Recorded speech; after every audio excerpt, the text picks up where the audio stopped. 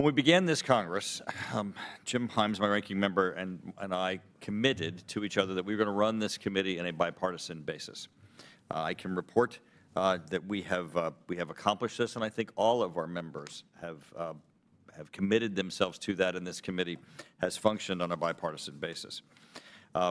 In launching the committee, we asked former members to come before us and to give us their perspective on things that we needed to do, including the endorsement of our working in a bipartisan basis, their substantive thoughts and backgrounds from their prior work of having been on the House Intelligence Committee. And we are doing the same this year. We've asked for former House Intelligence Committee members to come before us. We recently had the intelligence community before us for our what is known as the Worldwide Threats hearing, and that was a public hearing. So we're asking for your commentary now and your thoughts as to ways in which we can ensure that our agenda and our strategy over the next year serves our national interest. So I get to introduce not only our former colleagues, but our friends. I think everyone on this committee has such a high regard for the people who are here today.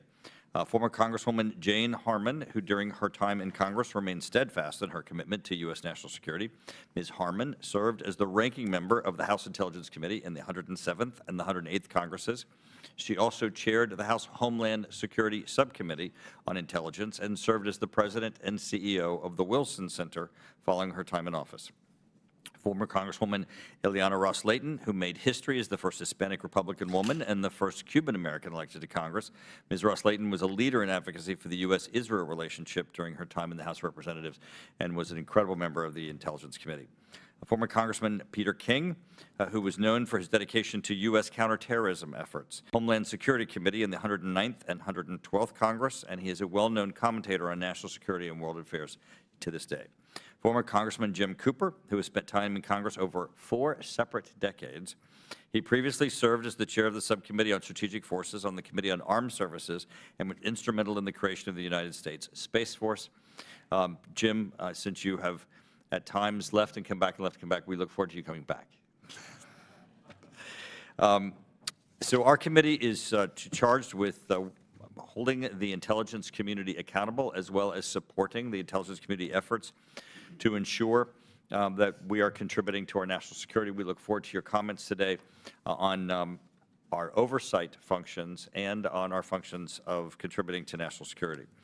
We're meeting, of course, in the context of the conflicts in both Israel and in Ukraine.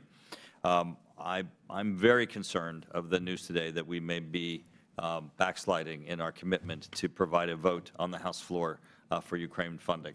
A bill to fund Ukraine would pass on the House floor overwhelmingly. We are at a critical juncture.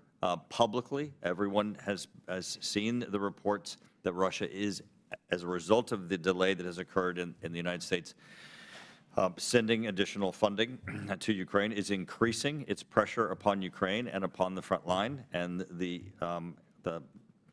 people of Kharkiv are under constant assault at this point and deserve our assistance and our military support. I'm certain that this will also be a subject matter of our discussion today. With that, I recognize my ranking member, Mr. Himes.